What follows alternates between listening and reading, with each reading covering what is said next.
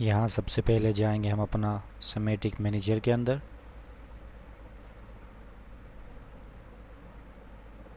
Run as administrator करेंगे।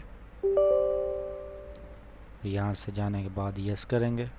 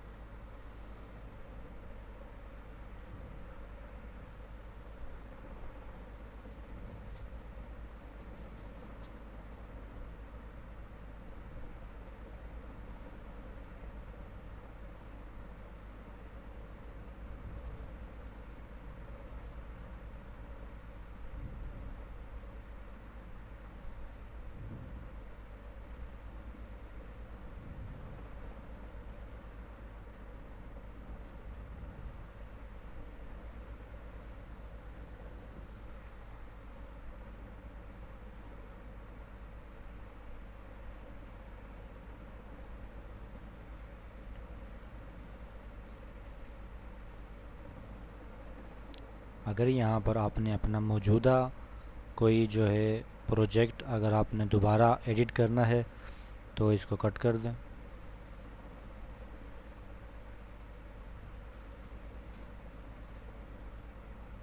तो हमारे पास ये देखते हैं ये सारा अपना S7 लैब 7 आ गई, लेकिन हम जो काम करेंगे वो करेंगे लैब 8 के ऊपर। यहाँ से पहले इसको क्लोज़ कर देते हैं और यहाँ पर जाने के बाद यहाँ से करेंगे ओपन और यहाँ से जो भी जिस नाम से आपने सेव की हुई है जो आपने एडिट करनी है वहाँ से इसको सिलेक्ट करेंगे। यहाँ कर देंगे ओके। उसके बाद हमारे पास देखें हमारे पास जो है हमारा प्रोजेक्ट ओपन हो चुका है। यहाँ से जाएंगे ब्लॉक्स पे। ब्लॉक्स पे जाने के बाद OB1 में चलते हैं।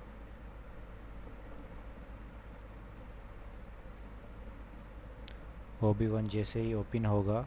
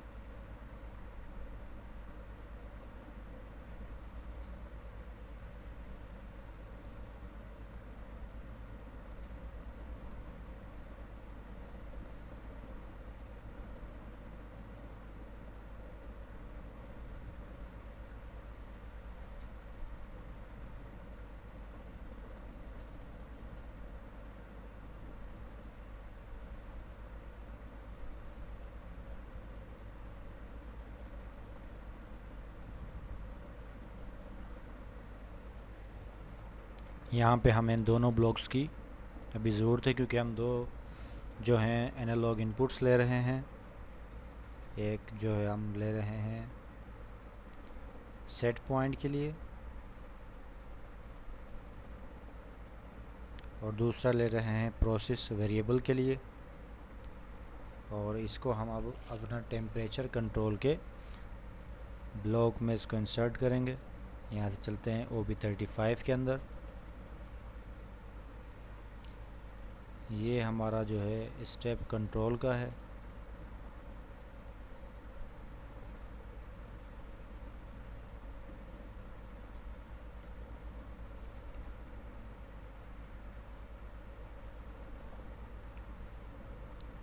यहाँ चलते हैं लाइब्रेरीज़ के अंदर।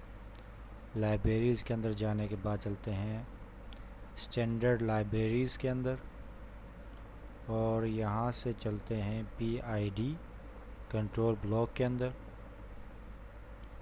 और यहाँ पर जो है हम सेलेक्ट कर लेंगे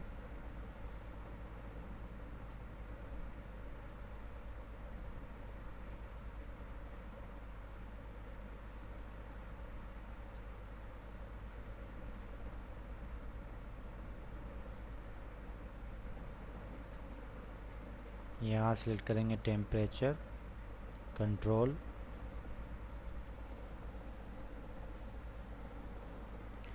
FB 58 को यहाँ इसको इंसर्ट कर लेंगे। देखिए यहाँ पे इंसर्ट हो चुका है ये। और अब जो है हम चलते हैं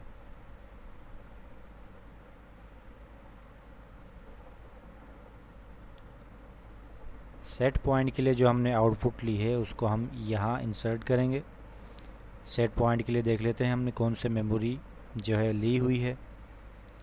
ये हमारा है सेट पॉइंट, जिसके अंदर हमने लिया हुआ है यहाँ पे आउट MD9 पर, और यहाँ लिया हुआ है MD3 पर। तो MD9 और 3 इसको लिया हुआ है हमने MD3, और सेट पॉइंट को लिया हुआ है MD9।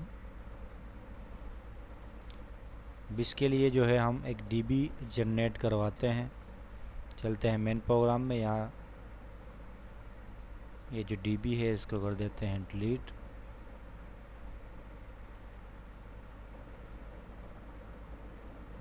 अब चलते हैं यहाँ इंसर्ट न्यू ऑब्जेक्ट्स पे। इसके जाने के बाद यहाँ चलते हैं डेटा ब्लॉक के अंदर, और देखें यहाँ पर डेटा ब्लॉक आ चुका है ये।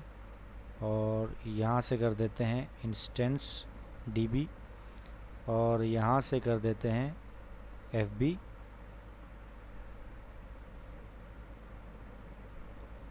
58 के लिए ओके कर देते हैं।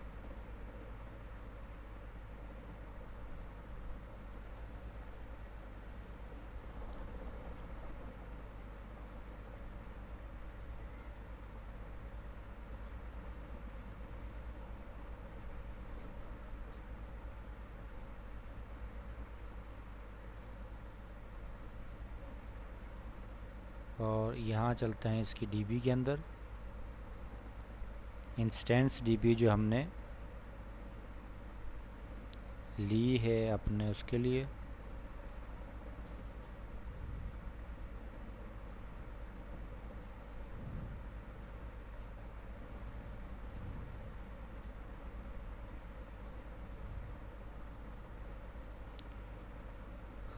ये जो है हमारा कंट्रोल DB है जो हमने डेटा ब्लॉक लिया है FB 58 के लिए। यह इंटीग्रल टाइम जो है 40 second, derivative time 10 second, upper limit lower limit enable, ये सारे इसके अंदर जो हैं दिए हुए हैं। और जो है ये बाय डिफ़ॉल्ट वैल्यूज़ हैं इसकी जो भी हैं। प्रोपोर्शनल गेन 2 दिया हुआ है, तो हम इसके अंदर रखते हैं सेम एस।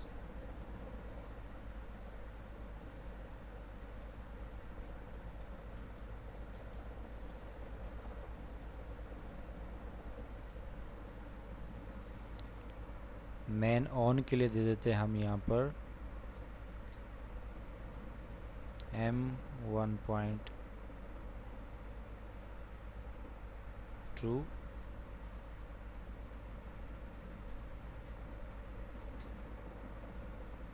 और यहाँ पर मेन पे दे देते हैं HP पे दे दिया cycle proportional MD40।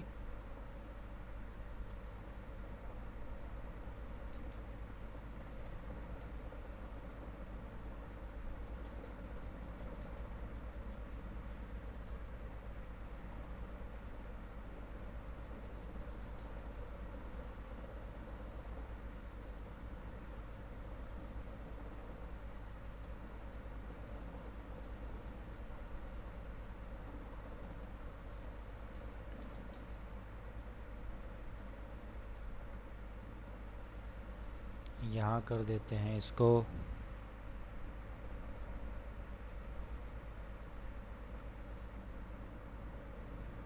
MW21। Cycle दे देते हैं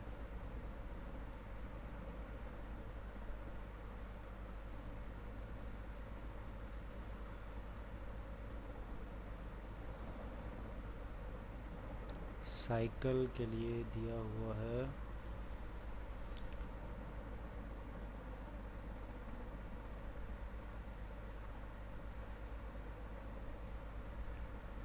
PID का आ गया, यहाँ पर ये आ गया।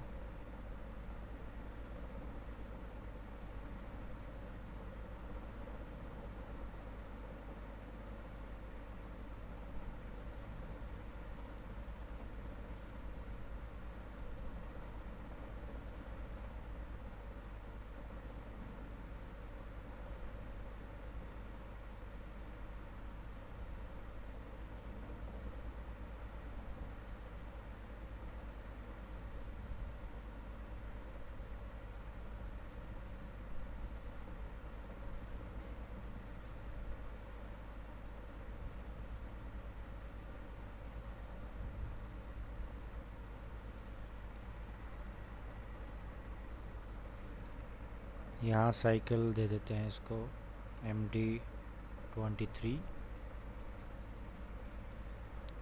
और ये देते हैं MD40।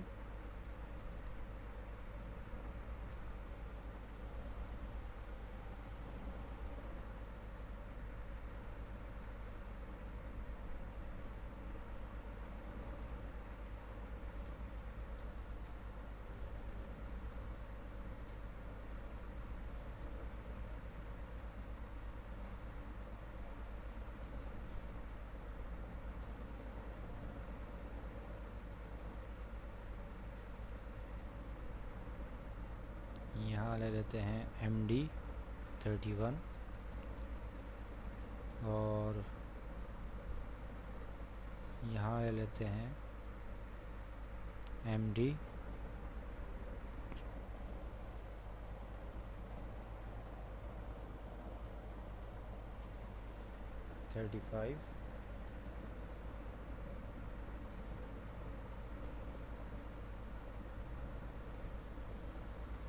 और यहाँ से ले लेते हैं पल्स का आउटपुट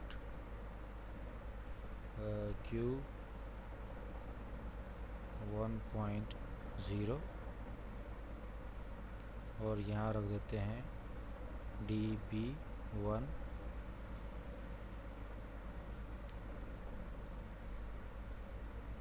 ये सारे हो गए सिलेक्ट। अब यहाँ से करते हैं इसको सेव।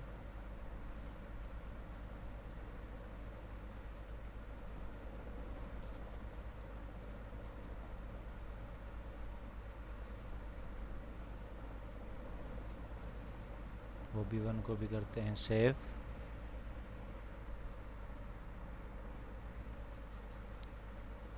करते हैं सिमुलेटर को ऑन।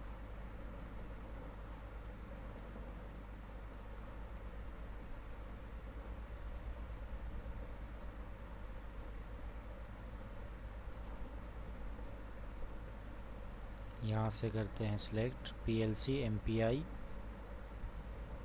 और इन सब को कर लेते हैं डाउनलोड।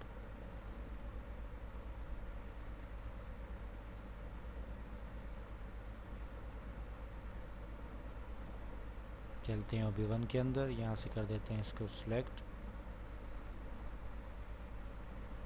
चलते हैं OB35 के अंदर। इसको कर देते हैं, इसको कर देते हैं यहाँ से पिन। रन कराते हैं और रन कराने के बाद जो है इसके बाद सेट पॉइंट देते हैं इसको।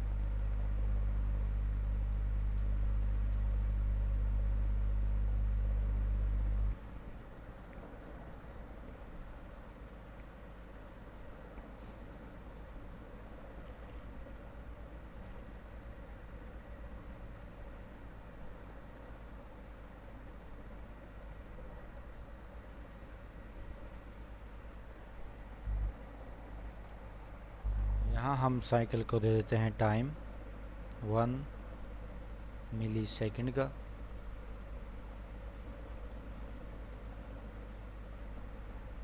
t#1 ms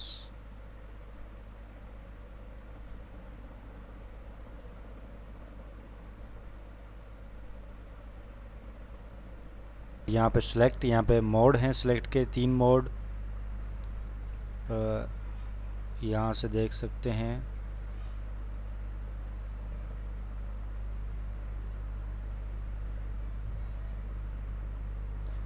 सेलेक्ट जो है वो इंटीजर है और इसके 3 मोड हैं, select of call of PID and pulse generator. अगर हम सेलेक्ट 0 करते हैं तो 0 सेलेक्ट करेंगे तो controller is called in a fast cyclic interrupt level and the PID logarithm and pulse generator are processed.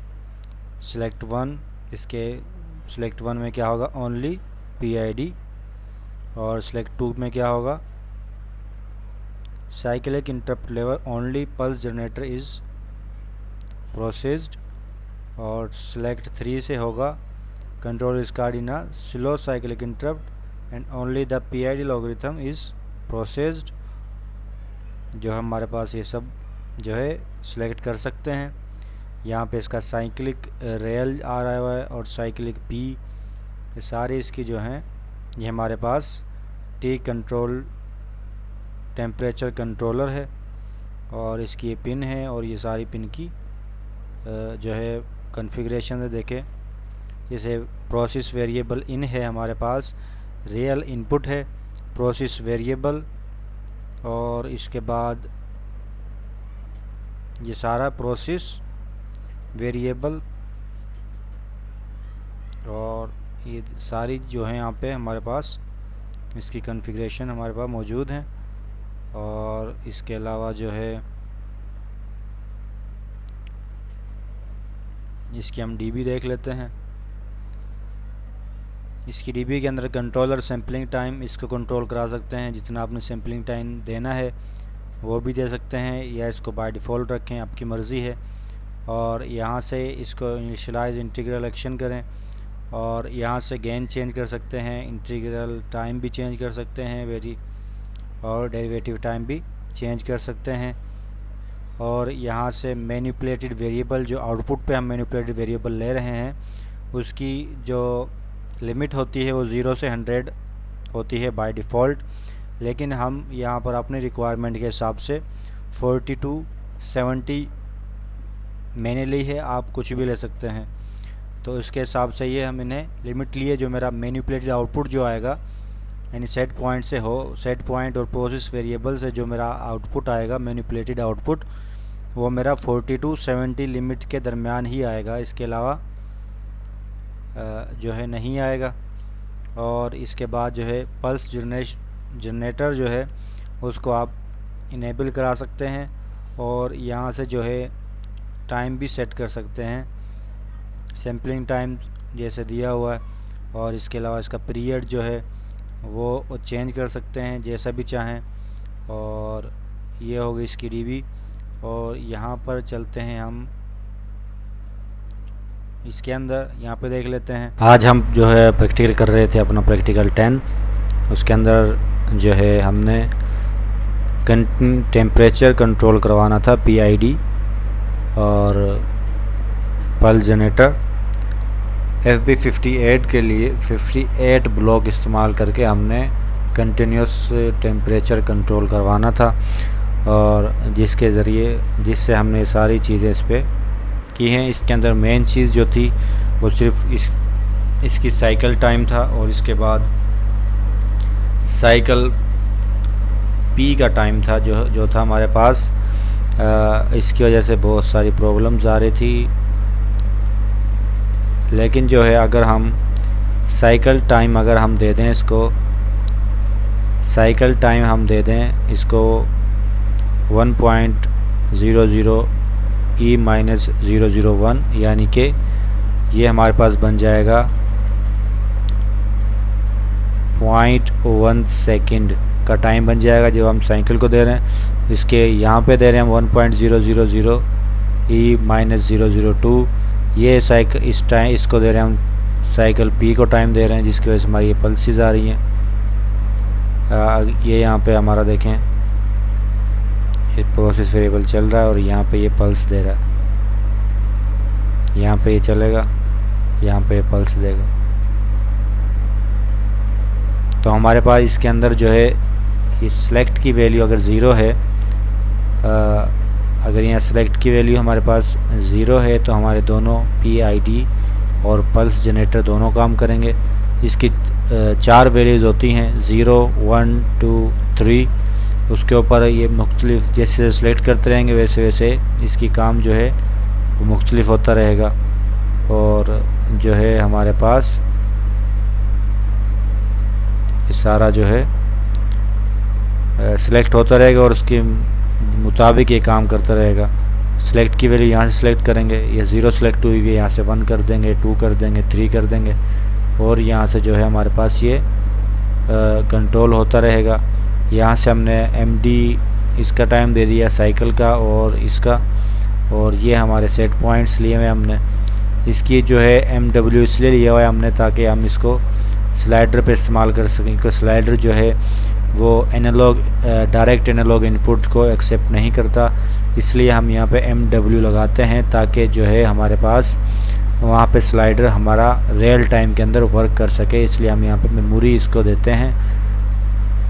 ये जो है बड़ी इम्पोर्टेंट बात है, इसको जो है ज़हन नशीन कर लें